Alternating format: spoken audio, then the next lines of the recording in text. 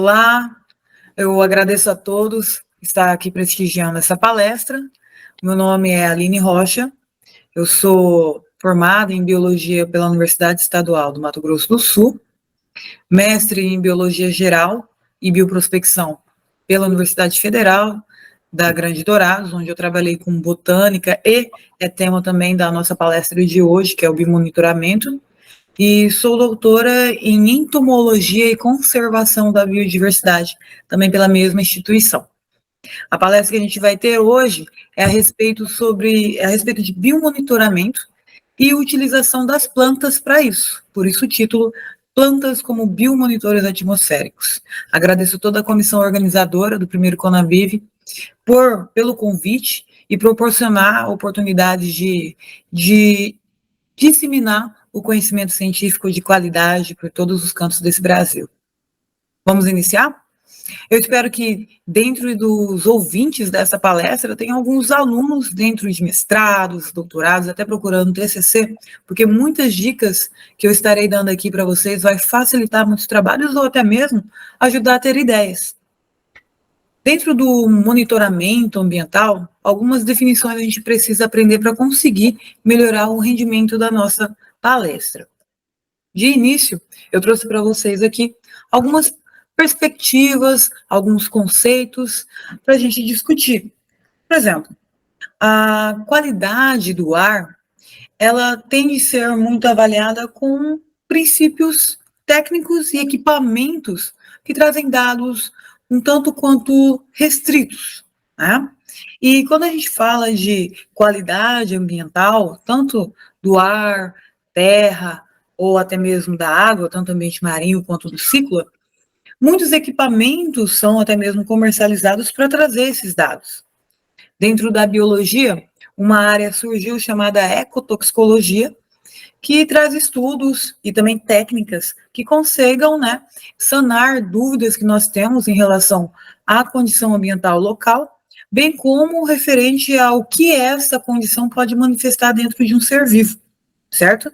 Então, poluentes, eles só vão ser poluentes caso eles acabem manifestando num ser vivo alguma condição que atrapalhe o seu ciclo de vida natural, certo?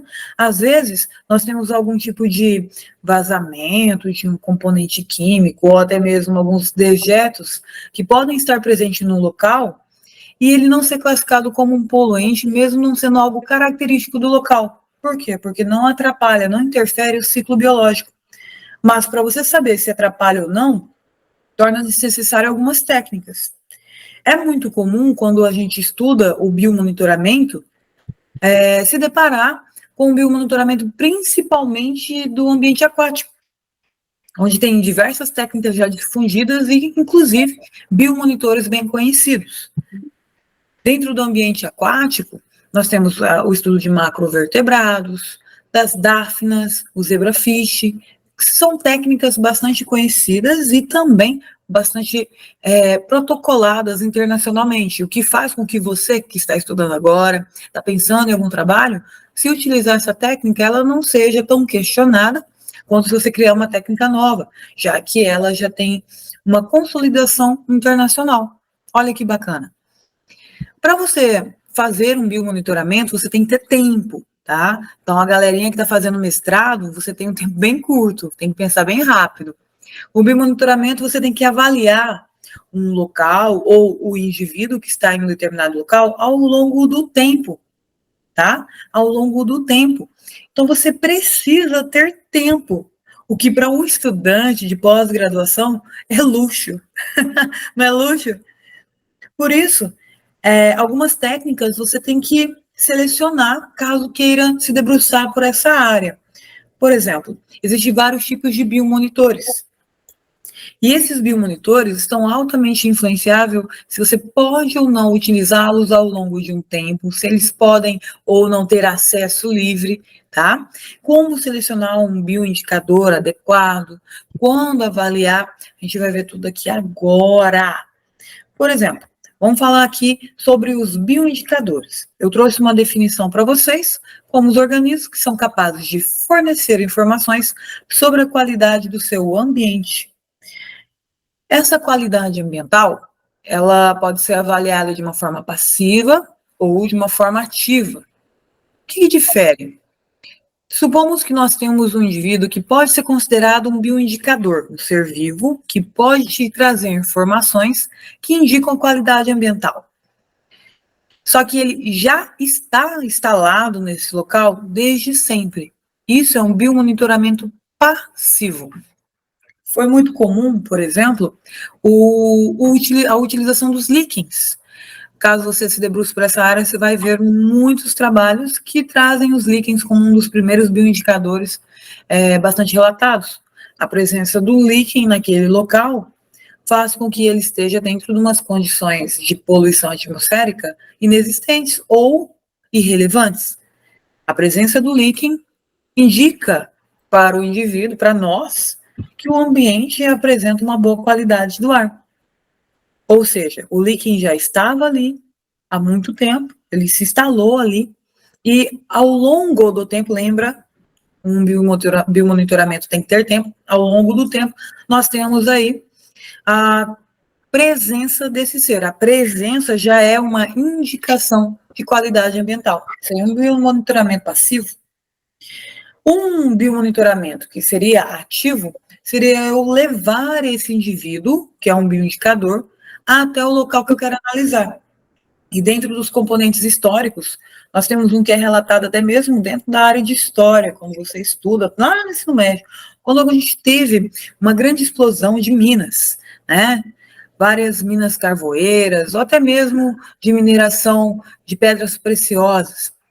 As escavações faziam com que os mineiros ficassem muito tempo no subsolo e nem sempre percebessem que poderia ter um desmoronamento ao longo do trajeto. Quando eles tiveram vários problemas com a diminuição da quantidade de oxigênio no local, surge então um bioindicador, pássaros.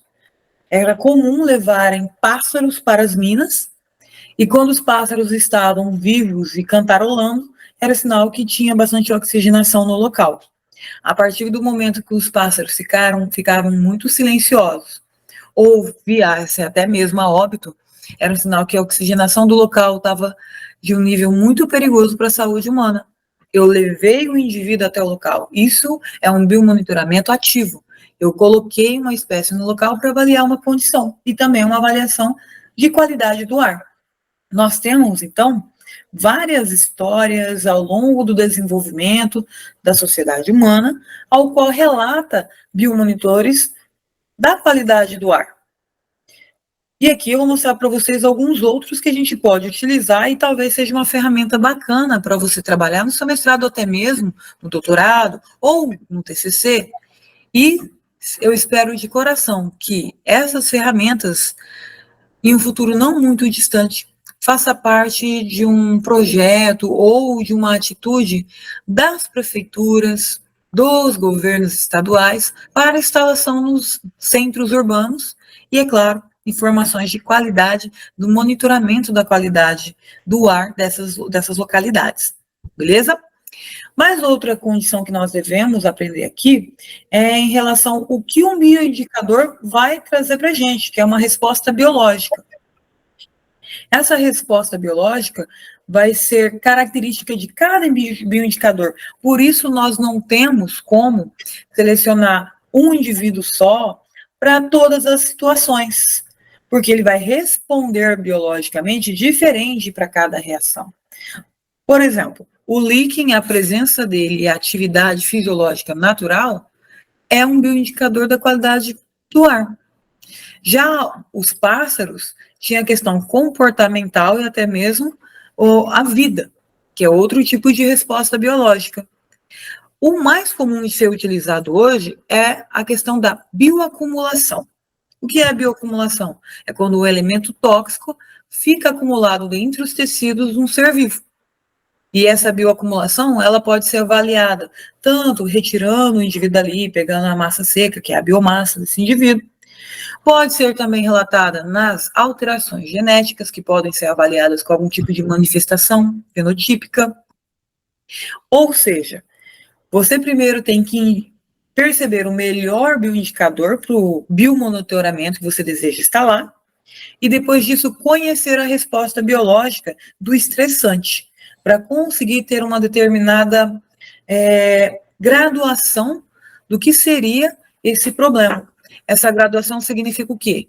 Eu ter algum problema ambiental, e dentro desse problema ambiental, aquela resposta pode ser mais grave ou mais amenizada. E a partir dessa resposta, eu consegui ter noções de um resultado em que aquele ambiente está muito grave, a questão do poluente, ou está tolerante, certo? O que leva a um bom indicador. Então, eu coloquei uma listinha aqui para todo mundo conseguir identificar um bom indicador. Ser taxonomicamente bem definido e facilmente reconhecível por não especialistas. Essa situação é muito importante porque, às vezes, você encontra um bioindicador que, para você diferenciá-lo, é necessário alguém da área.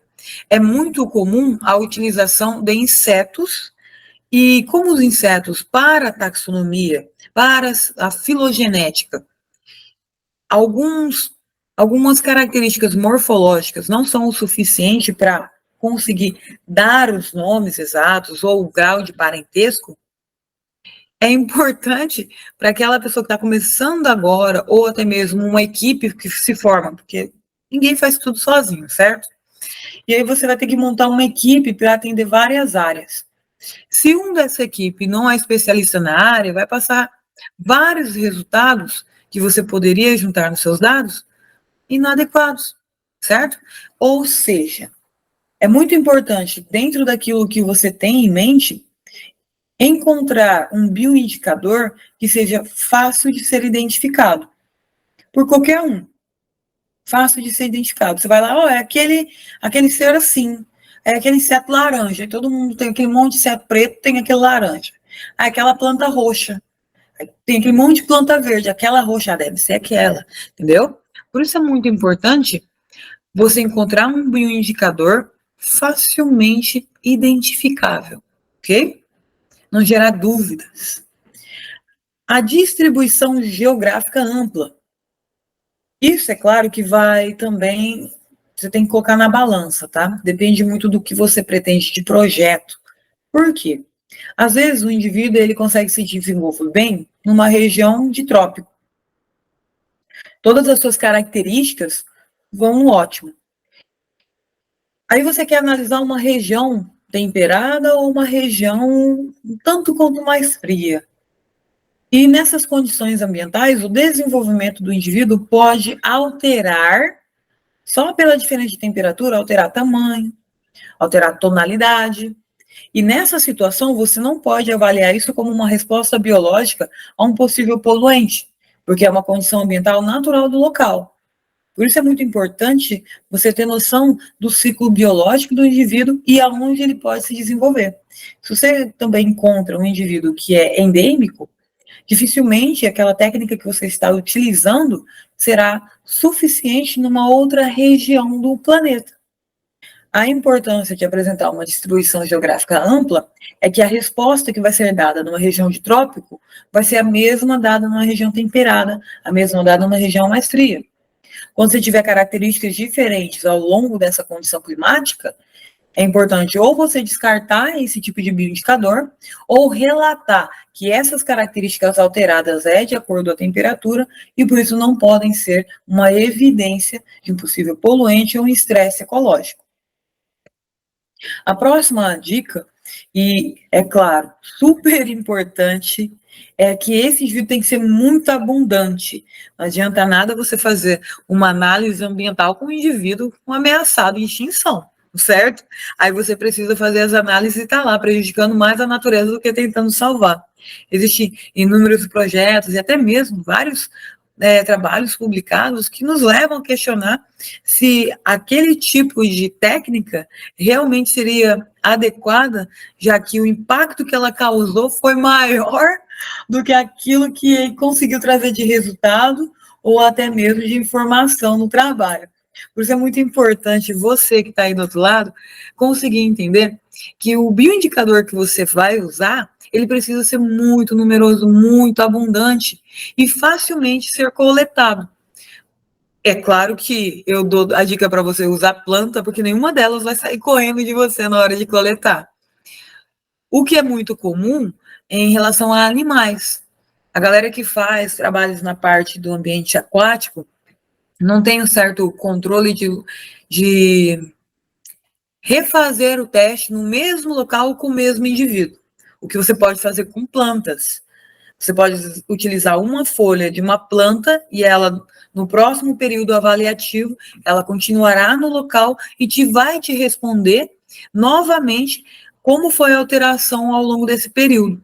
Quando você trabalha dentro do ambiente aquático com um animal, pode ser que aquela população original que você iniciou o experimento não vai ter descendentes nas próximas gerações, ao longo do tempo do biomonitoramento, no mesmo local. Pode ser uma composição populacional diferente. Então, está aí uma grande vantagem de você utilizar plantas como biomonitores, tanto da atmosfera, quanto da água, quanto da terra. A planta como um biomonitor se torna ainda mais interessante quando você pensa na coleta, porque ela sempre estará lá, ela não vai sair correndo, exceto, é claro, se você, isso já aconteceu comigo, infelizmente, eu levei vasos de plantas ao qual eu trabalho, que é Tradescantia pálida, uma planta roxinha, vocês vão ver foto logo mais, a galera conhece como trapoebão também, ou a trapoeraba, nome popular, e essa plantinha ela é comum de ser utilizada em espaço público, porque é fácil de ser cuidada, é só plantar praticamente que ela fica maravilhosa lá, muito tranquila de tratos culturais. E como eu levei num vaso bem bonitinho, ela estava bem vasta, né, uma população bem considerável, e coloquei em vários centros de cidades.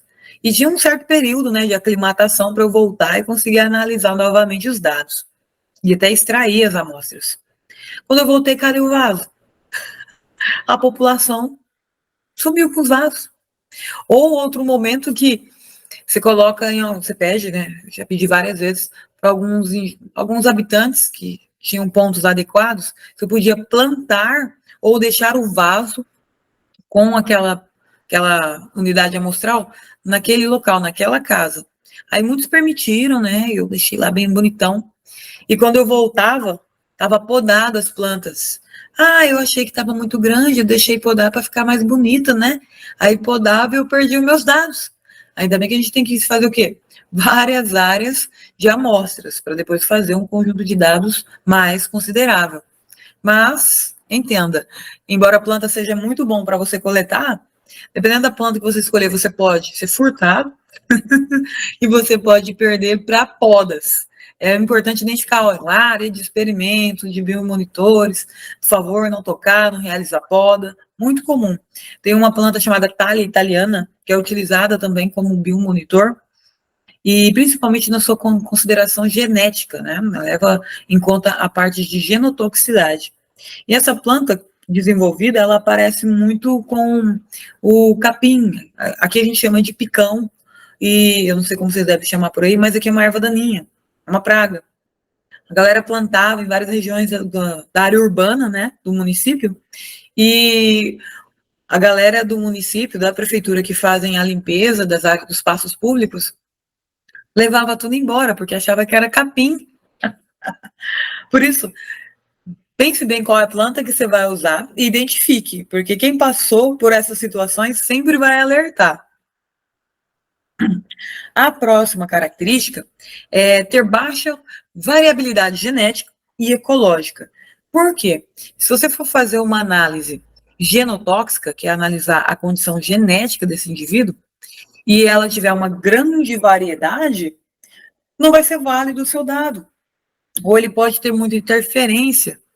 Além disso, existe um fenômeno que a gente conhece como plasticidade fenotípica. Às vezes você tem aí na sua região uma determinada condição de planta. Vou citar um exemplo para vocês que é muito comum aqui na nossa região com o pessoal ali de Aracaju, né? Ali em Aracaju, a região de Mangues, tem muito pé de caju, né? Aracaju, caju. Tem muitos pés de caju. E esses cajueiros, por estar no mangue e ter contato com a água salgada, desenvolvem, né, estruturas que lhe permitem sobreviver ali, como pneumatóforos e algumas glândulas de sal. Dessa forma, eles conseguem sobreviver nesse ambiente e se reproduzir. Nós temos aqui no nosso estado, aqui no Mato Grosso do Sul, a mesma espécie de caju que tem ali. Eu trouxe algumas para cá, até para comparar. E essa espécie de caju que tem aqui não desenvolve a raiz aérea. Não desenvolve. Eu falo, mas por quê? Se é a mesma espécie. Então, a condição genética é a mesma. Mas o ambiente também vai fazer uma prévia seleção de que gene vai ser ativo ou não. E dessa forma, a condição genética sendo a mesma e o ambiente sendo diferente, pode ser que eu tenha uma resposta biológica diferente num determinado ambiente. Olha só, mas é tão lógico, não é? Isso a gente chama de plasticidade fenotípica e a gente tem que ter muito cuidado na hora de relatar isso como um bioindicador. Por quê? Um bioindicador não te dá uma resposta biológica de acordo com o ambiente? E se eu considerar que a raiz aérea foi uma resposta de um ambiente tóxico? Não posso, porque já é algo manifestado nela naturalmente devido à condição ambiental. Para eu considerar aquela resposta válida, deveria ser algo que a planta manifestou diferentemente do que seria algo natural para ela, tá? A variabilidade genética só será conhecida se você tiver amplo conhecimento da distribuição geográfica, da ecologia, do ciclo de vida do indivíduo. Por isso, a grande chave de um biomonitoramento é reconhecer um bioindicador adequado. Beleza? Per tamanho grande, eu coloco aqui como uma vantagem, mas não que seja essencial. Uma boa parte de estudos dentro da ecotoxicologia aquática são com indivíduos microscópicos. Por isso, quando a gente tem um bioindicador de tamanho mais elevado, fica mais fácil de ver no ambiente e de coletar. Até mesmo alguns dados podem ser relatados a partir do seu desenvolvimento ali. Então, um bioindicador mais, com estatura um pouco maior, torna mais facilitado a sua observação como pesquisador. Beleza? Não é que é regra, isso aí é preferencialmente de tamanho grande, não é regra. É uma opção que eu dou para você de uma forma facilitada. A mobilidade também é importante. Vamos supor que eu quero trabalhar com insetos, certo? E alguns insetos, eles estarão presentes caso a condição ambiental não apresente um determinado elemento químico naquele local. Ou só vai aparecer se tiver aquele ambiente, né? Aquela resposta biológica é conhecida. Aí eu preciso pegar 10 indivíduos de uma população.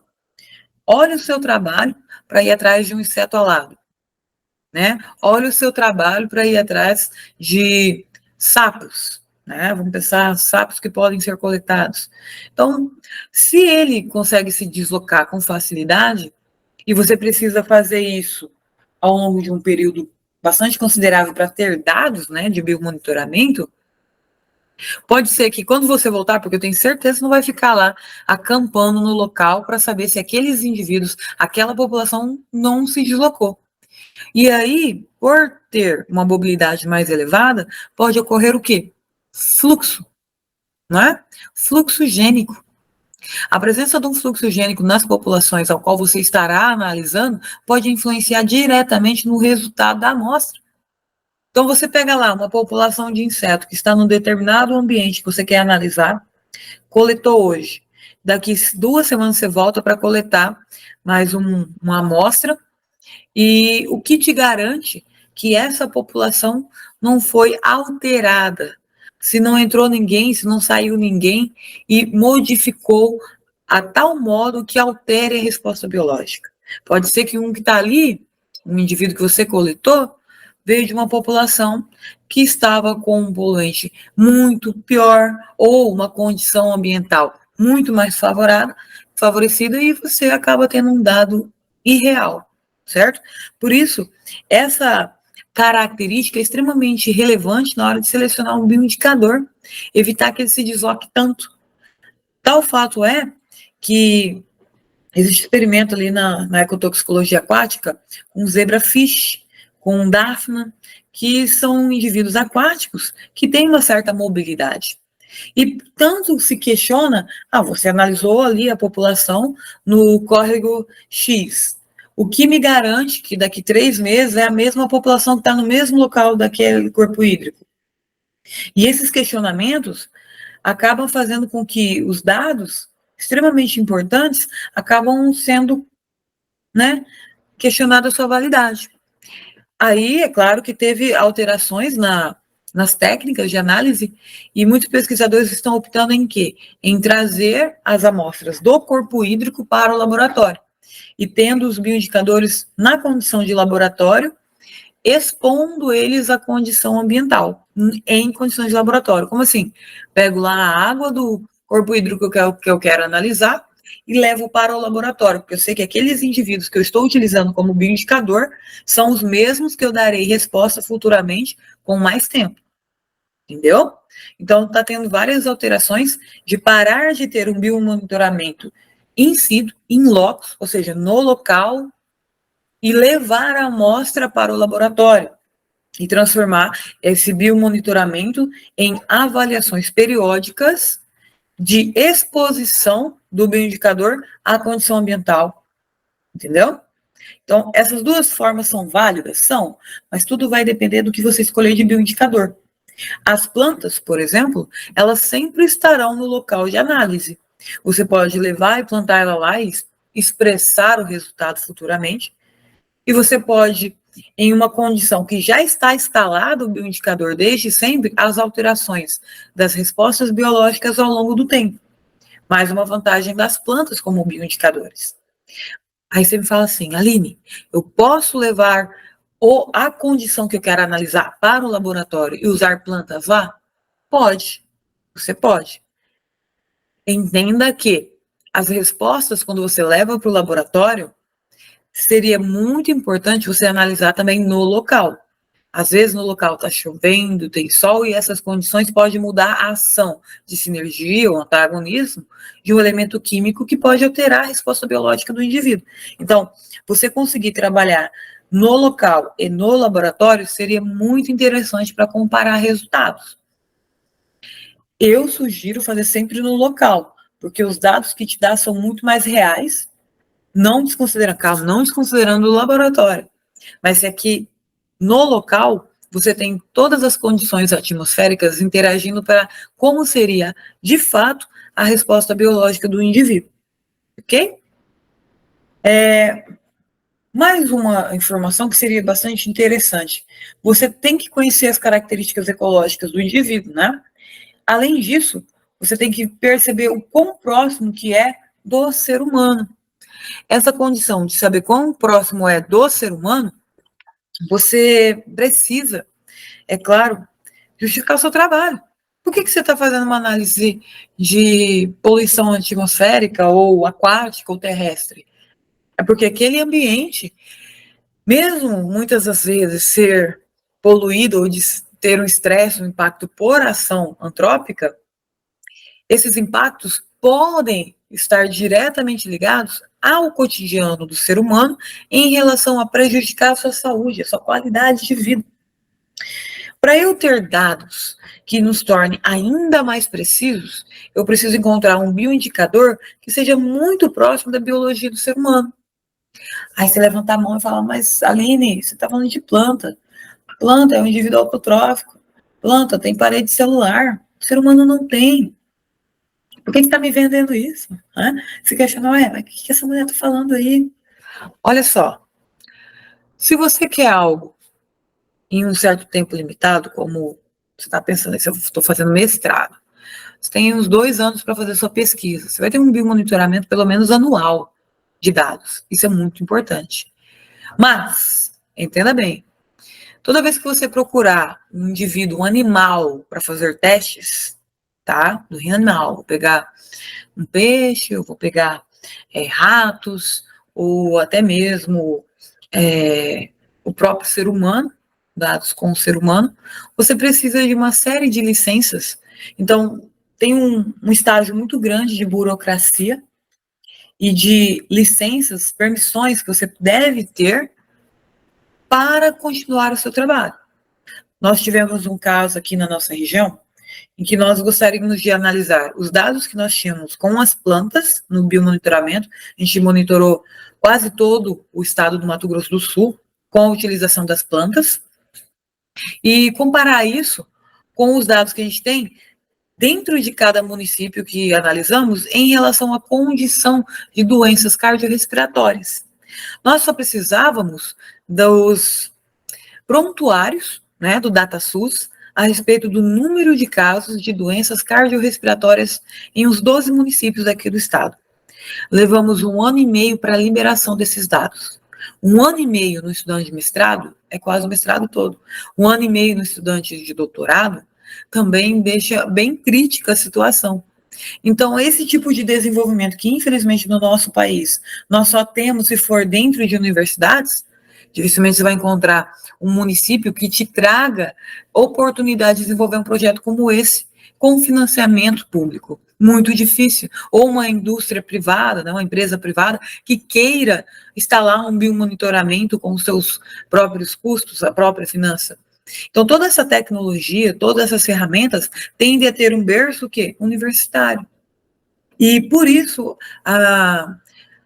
eu tenho grande, como dizer isso, agradecimento e também tenho felicidade em ver a disponibilidade de todo esse conhecimento via online, que talvez a gente consiga trazer mais pessoas ao luz do conhecimento e divulgando isso, talvez políticas públicas sejam instaladas.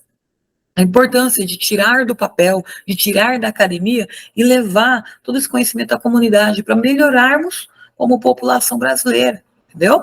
Então, nós temos que ser não só acadêmicos, não só cientistas, mas também como cidadão brasileiro atuante, certo? E levar tudo aquilo que a gente aprendeu no papel para a ação. Vamos agora a vários tipos de plantas que você pode utilizar. Lembre que líquen não é planta, mas como você tem ali algas fotossintetizantes, a gente vai trabalhar com eles aqui também, ok? Os líquens são os primeiros bioindicadores utilizados. Aí aqui no cantinho você vai encontrar o esfagno, que é um musgo. Ele é muito conhecido por quem gosta de orquídeas, né? O esfagno, ele é um musgo que consegue acumular 9 vezes o seu peso em volume de água. Olha só que bacana, é muito utilizado para manter a umidade de locais. Mas também pode ser utilizado para bioindicador de ambientes, já que a umidade e elementos tóxicos podem fazer com que altere a sua densidade populacional. Assim também fica para tiládeas unirinoides. São todas plantas que as condições ambientais influenciam na sua presença ou ausência no local. Aqui, nós temos plantas que já foram utilizadas, pasmem, em políticas públicas municipais. A Brysomia crassifólia, que é essa planta aqui do meio, que é o araçá, e a mangífera indica, já foram colocadas, né, em políticas públicas municipais para a instalação de biomonitoramento em municípios. Você tem a cidade de Curitiba, a cidade de Salvador e também uma cidade do interior do Rio Grande do Sul, que agora eu não me lembro o nome, que acho que é Erechim, que também tentou instalar esses programas. Eu procurei relatórios, se tinha ou não dados, se estava operante ainda esse projeto, mas eu não consegui. Tentei entrar em contato com as comunicações que tem no site das prefeituras do município, também não consegui. Se alguém que está assistindo conseguir falar para a gente, entre em contato comigo, por favor, que eu adoraria saber como anda. A nicotina tabaco, que sim é a planta do tabaco, também já foi utilizada como bioindicador, ok? E em relação aqui, a gente pegava muito mais a análise morfológica da folha. Essas outras três, essa gramínea, que é o Pacino maximus, é também utilizado para a detecção de metais pesados. Você instala esse capim, essa gramínea, que parece muito com a braquiária, você coloca ali esse capim num ambiente e depois retira todo o indivíduo, leva para o laboratório e retira a água de dentro dele. Então, pega só a matéria seca e faz a análise dos componentes que estão presentes, que normalmente é um bioacumulador muito importante de análises de elementos tóxicos no ambiente. Então, se você quer, tem lá, uma mineradora, ela foi desinstalada, ou uma empresa têxtil também foi desinstalada, mas antes tinha alguns despejos no local. Ou até mesmo um aterro sanitário que foi desativado, e você quer saber se ali ainda tem algum tipo de elemento tóxico ou não. Você coloca esse capim, espera ele desenvolver, quando ele começar a soltar os pendões para a reprodução, ele já chegou na fase adulta, ou seja, a partir de agora só vai ter desenvolvimento para reprodução e metabólitos secundários, tudo que era para ser feito, construído, já foi feito. Retira, leva, faz a matéria seca, a biomassa, e analisa os dados que tem ali. Provavelmente você vai ter umas condições de quantidade de material particulado ou material tóxico metálico presente dentro do tecido desse indivíduo. A Eugenia unifolia, que você conhece como pé de pitanga, também já foi utilizada em algumas políticas públicas para análise da densidade estomática das folhas. Muito bacana essa análise, e a densidade estomática influencia diretamente o quê? Na quantidade de vapor de água, oxigênio e gás carbônico que atravessa esse orifício, que é porta de entrada e saída, e influencia também a taxa de respiração ou fotossintética dessa planta, fazendo com que ela tenha espessamentos maiores ou reduzidos de tecidos importantes do mesófilo foliar. Essa planta, então, trouxe bastante informações sobre a importância da densidade estomática perante poluentes atmosféricos. Nós temos aqui também a cana-de-açúcar, que também foi utilizada para análise de componentes tóxicos. Na nossa região aqui no Mato Grosso do Sul, bem como ali para a parte de São Paulo, nós temos canaviais imensos. Nós temos em torno de 33 usinas sucroenergéticas ativas aqui no estado, em grande produção. Além da cana-de-açúcar, também estamos produzindo etanol de milho. Tem a Impasa e uma outra perto em Maracaju que está sendo construída. Então, nós temos um bom desenvolvimento agrícola voltado para a cana-de-açúcar. E dentro das análises da sacarose, né, da condição do caldo da cana na hora de fazer o etanol, percebeu-se que podia ser analisado também componentes que poderiam ser tóxicos do solo. Como para nós é muito mais viável de forma da agricultura, a cana-de-açúcar não foi muito utilizada como um bioindicador, foi mais realmente para a área de produção de etanol e energia. Aqui eu trouxe para vocês alguns testes que podem ser utilizados como ferramentas de análise de biomonitoramento. Tem o teste do micronúcleo, que ele é conhecido como TCM, e esse teste de micronúcleo, ele é original de 1981, tem um tempo já, com uma planta chamada clone CD430, que é um clone de Tradescantia misturado com ursifores. Essa planta foi desenvolvida nos Estados Unidos, e aqui no nosso estado a gente tem alguns pontos de instalação. Acho que na Universidade, na Unesp de Rio Claro também tem. Eu peguei algumas amostras lá também. Esse clone, ele consegue desenvolver respostas biológicas bastante concisas e também bastante protocoladas. Muito legal de trabalhar com ele. No entanto, ele é de um local frio. Lembra daquela parte de distribuição que eu falei para vocês? Pode ser que num ambiente como o nosso, que é um pouco mais elevada a temperatura, o desenvolvimento fique comprometido e ele não vingue no local. Ele tem uma certa dificuldade de aumentar a densidade populacional para instalação de experimento. Essa que está na foto, essa aqui, é a Tradescantia pálida. Lembra da plantinha roxa que eu falei para vocês? Ela é muito comum de ser encontrada em passos públicos, uma praça ou no corredor que tem ali das ruas principais das cidades, para deixar a cidade mais bonita. Porque o trato cultural é bem baixo, você não precisa ficar sempre regando ou podando ou analisando se tem adubação adequada ou não. Ela é bem tranquila de se desenvolver. É amplamente distribuída. Todos aqueles requisitos de um bom bioindicador, ela vai fornecer. E a gente utiliza, aqui em cima, nessa região aqui, ó, a gente encontra os botões florais, ao qual a gente extrai, fixa numa solução de Carnoy, para evitar que as células continuem seu desenvolvimento, que elas fiquem fixadas, paradinha no momento em que estão. Levamos para o laboratório, fazemos essa análise aqui, que utiliza o carmim acético para analisar, corar o material genético do grão de pólen. Mas não o grão de pólen formado, a formação dele. Lembre, o grão de pólen ele é formado por uma divisão celular chamada meiose. A divisão celular, a meiose, ela vai estar ali fazendo o quê? Com que o material genético, pós-duplicação durante a intérfase, ele consiga ter reduções em equações que formem 4 células haploides, certo? Então, ali, durante o período de formação de um grão de pólen, eu tenho uma divisão celular chamada meiose. E nesse momento, eu consigo visualizar melhor os cromossomos e o material genético, porque ele está mais condensado. E é nesse momento que eu consigo corar bem e analisar se existe ou não fragmentação do material genético principal. Aqui desse lado, você encontra as tétrades. O que é uma tétrade? Quando você termina a meiose, eu formo 4 células haploides.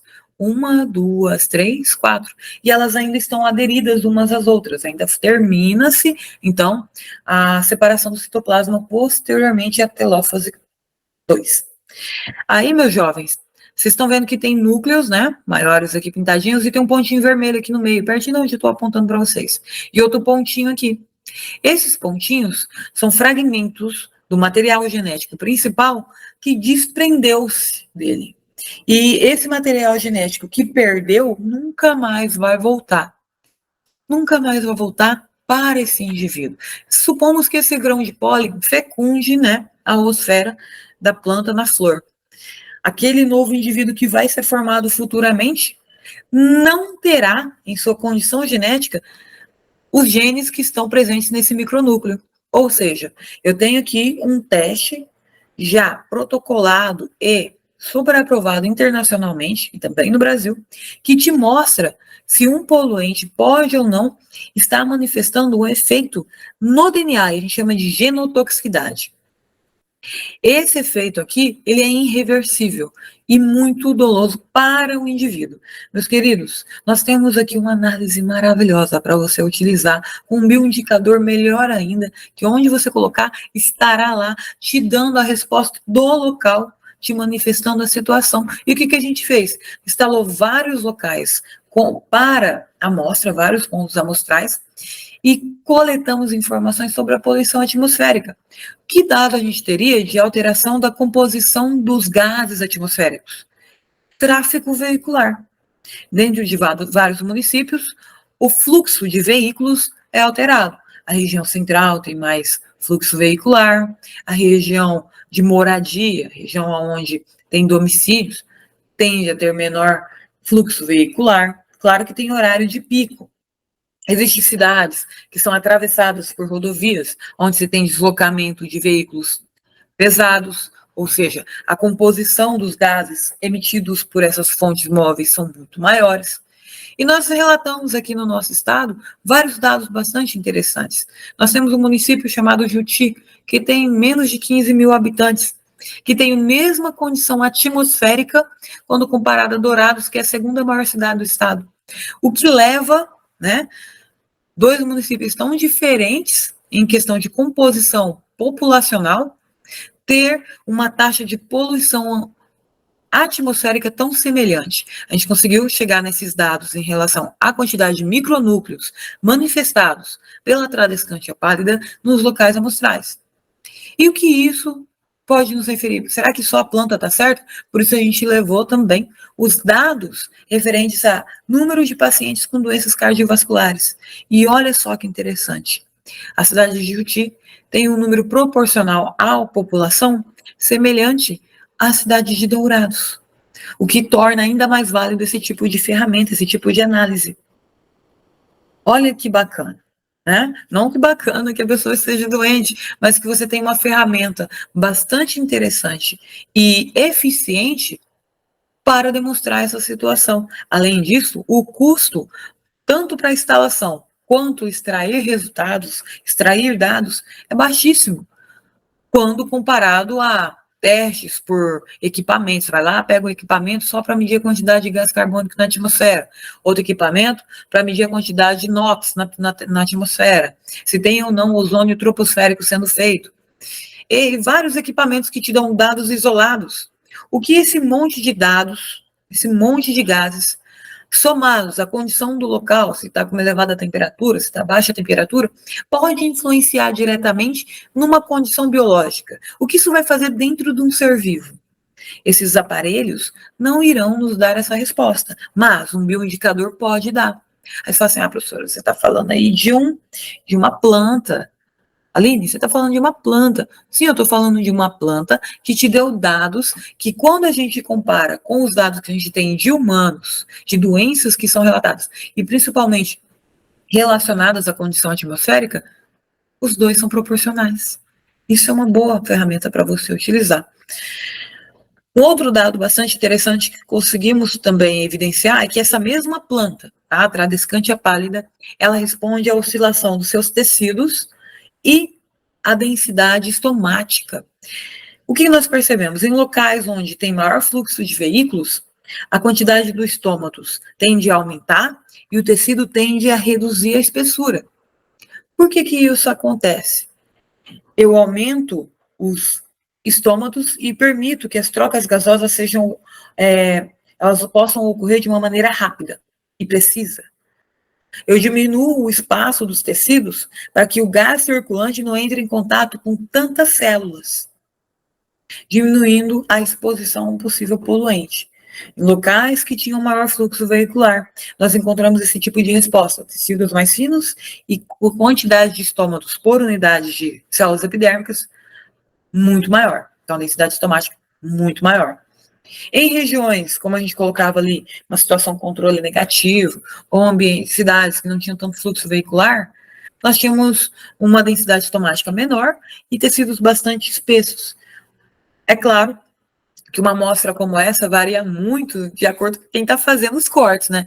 Se for uma pessoa que for fazer o corte e não conseguir fixar bem anteriormente, o material biológico, pode ser que a sua amostra possa estar um pouco comprometida. Por isso é importante você ter ali um equipamento, um micrótono, um microscópio bastante adequado, é bem legal, beleza? Isso aí é mais um tipo de teste. O outro teste que pode ser utilizado ainda é o teste que a gente chama de pelo estaminal. Essa partezinha aqui da flor, ó, tá vendo que tem como se fossem uns fiapinhos, uns pelinhos saindo? Esses são os estames.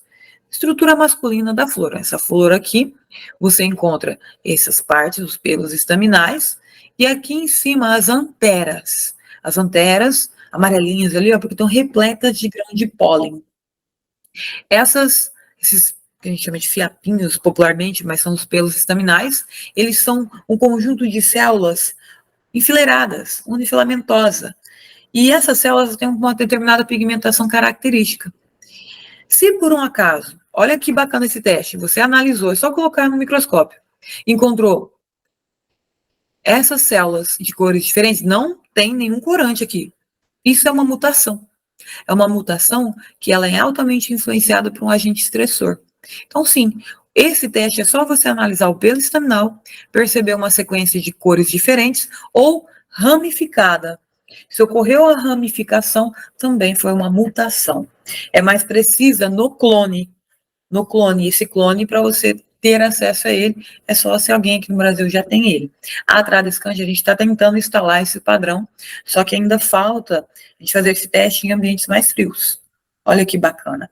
Então, te dei aí indicações de bioindicadores, formas de fazer testes e como redigir um biomonitoramento. Sugiro que utilize plantas, porque é uma ferramenta bastante precisa e também bastante eficiente para coleta e também extração de dados. Perante a isso, eu agradeço a todos que ficaram aqui comigo. Se tiver alguma dúvida, sugestão, pode entrar em contato via e-mail comigo. Agradeço também a organização do evento e parabenizo por participar da difusão do conhecimento científico no Brasil. Espero de coração que a gente consiga alcançar bastante pessoas que tenham ações nesse Brasilzão. Obrigada e até mais.